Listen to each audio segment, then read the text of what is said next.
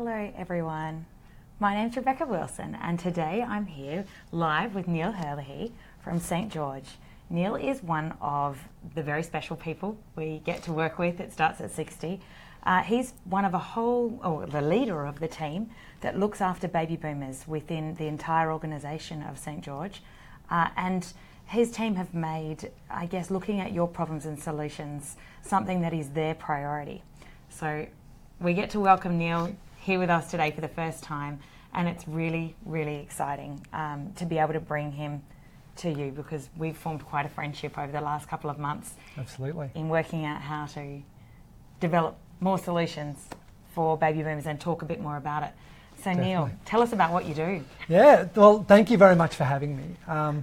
As you know, we've formed a partnership recently. We're really keen to kind of work together to make sure that we get a really strong understanding of exactly what the baby boomer out there in Australia is really worried about from a financial services perspective, but just from a family perspective.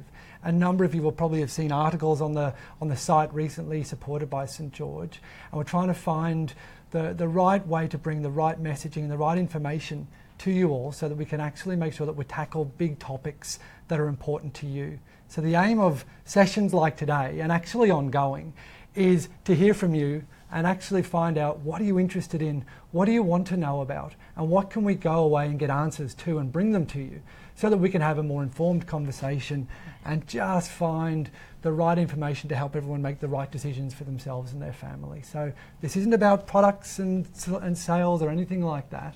The aim of this is actually to just facilitate some great conversations and bring some information to the group to make sure that everyone knows what's available. Aren't we lucky to have Neil with us? So today we've got our first big topic of conversation and we'd love you to join in the comments. I can see them down here and talk back effectively. Neil and I can answer your questions today.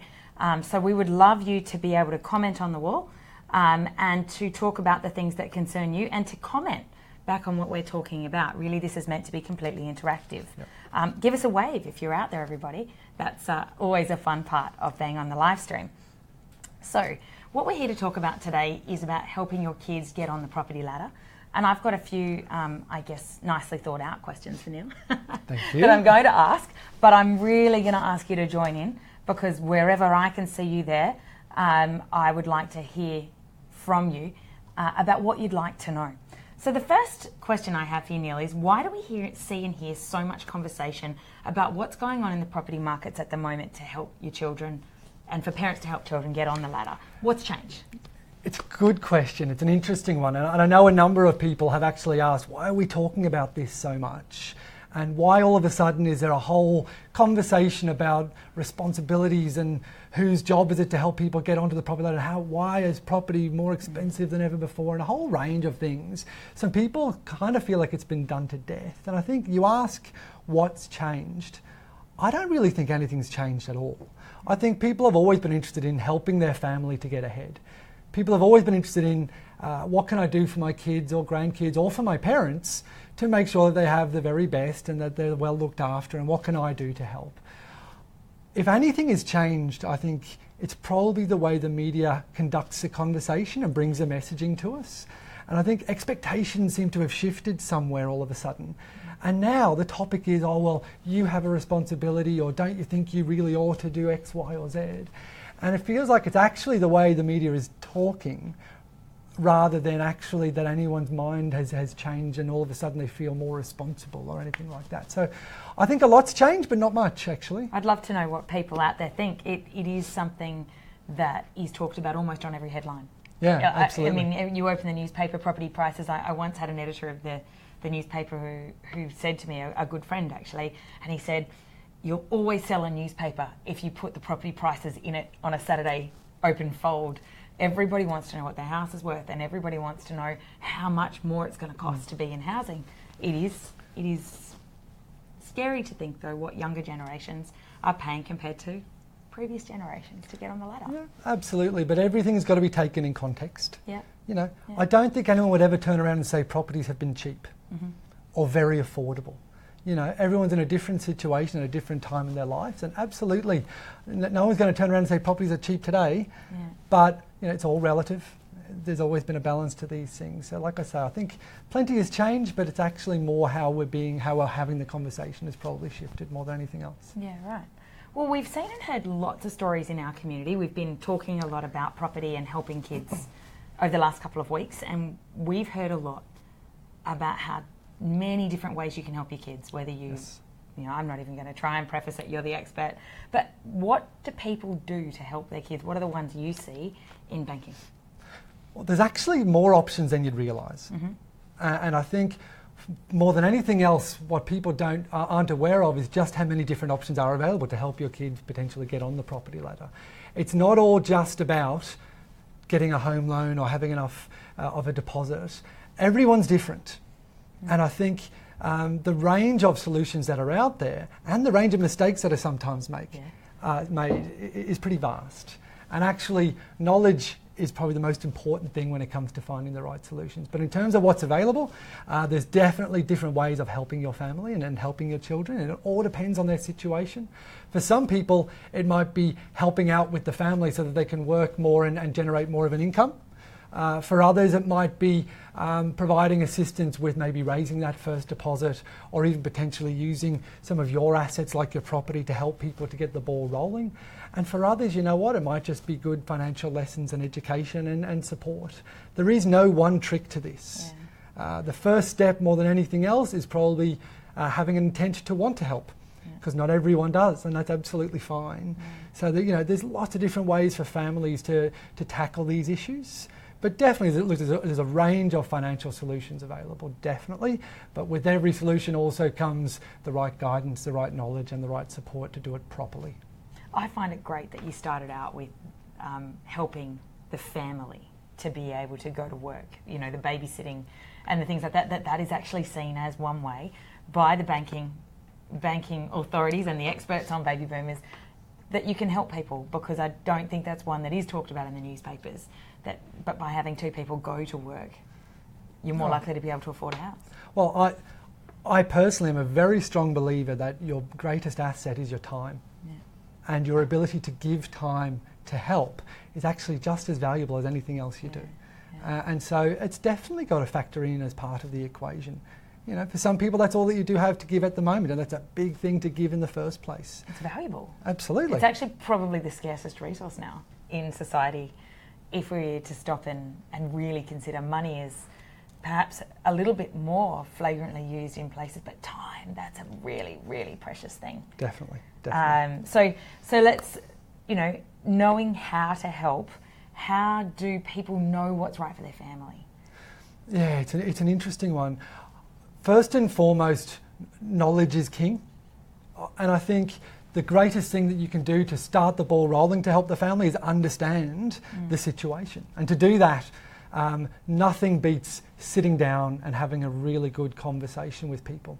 Whether that's a conversation with the family directly, now that's probably at one end of the spectrum, even with other friends that have helped their children or gone through the process themselves, or sitting down with someone, a specialist, whether it's your advisor, whether it's your accountant, whether it's even your local banker, to have the conversation just to understand exactly what is available and what is your situation and what could you do. Knowledge is power in these sorts of situations, and the more you can understand and the more you can realise the impact of each different solution, the better a situation you can be in.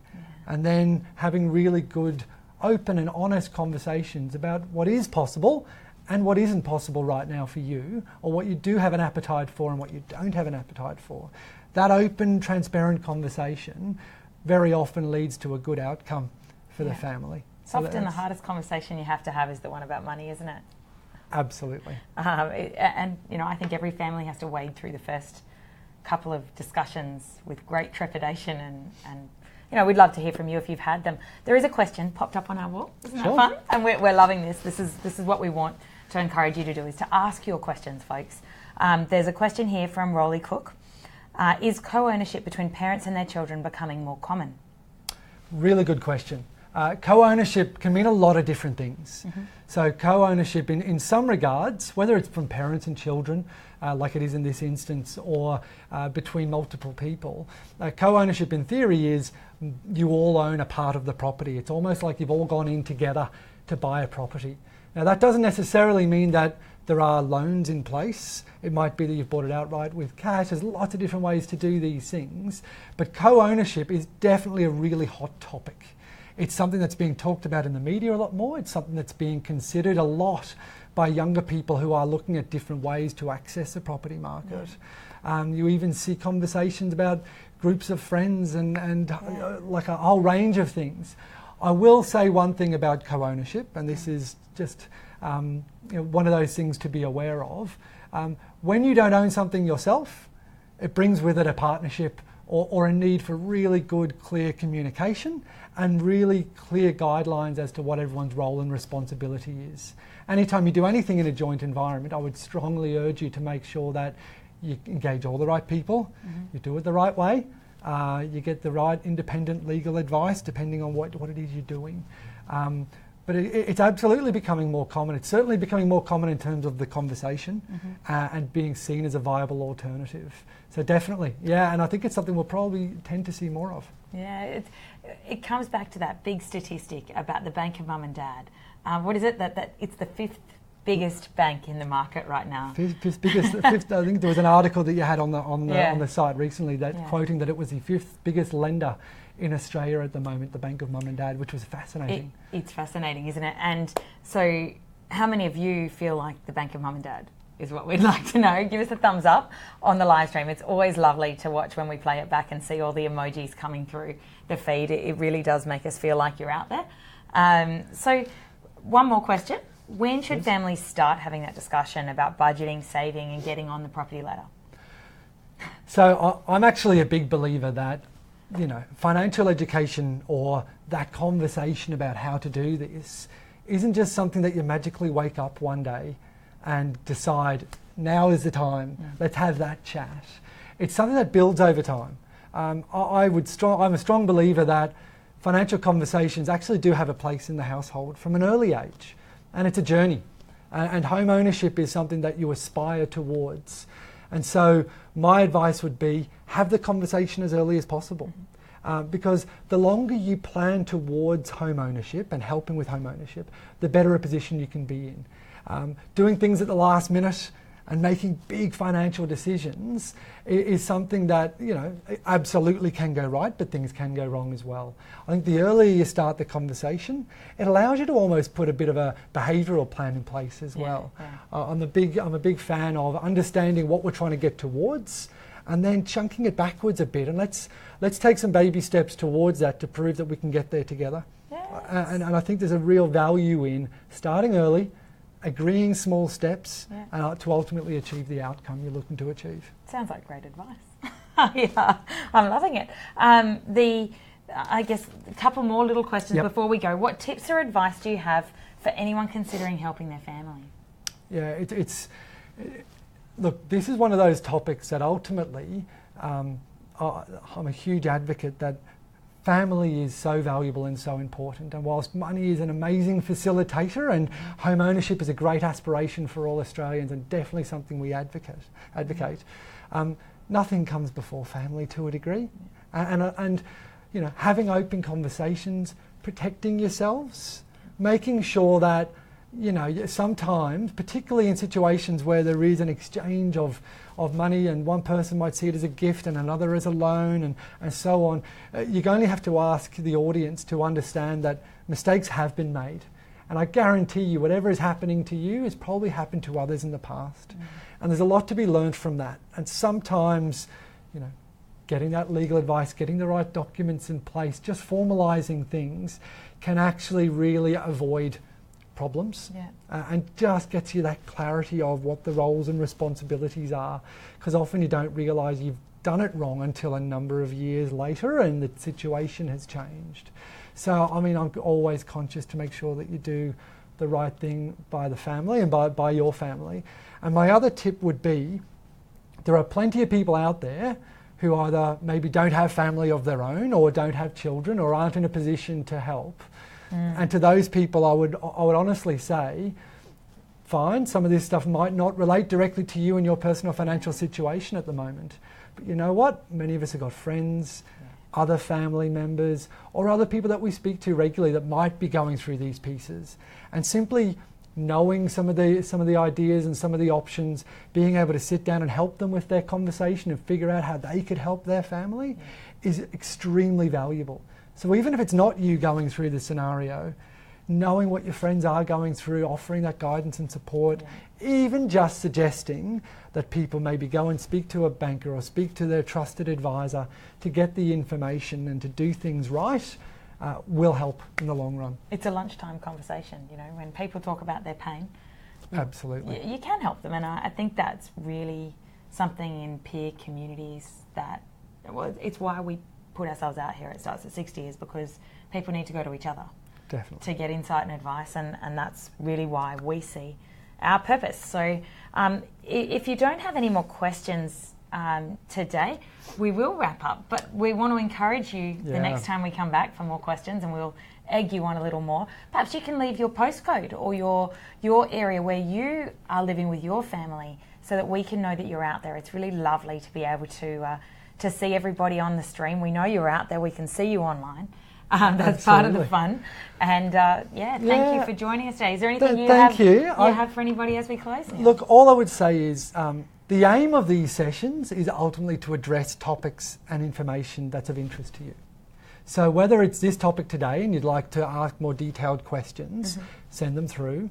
Otherwise, if there's other topics that you just really passionately would like more information about, you want us to address, whether it's right off in left field or if it's an everyday topic of conversation, please send it in. I mean, the idea here is to make sure that we address topics that you're interested in and that we can bring value to the conversation. So don't be shy.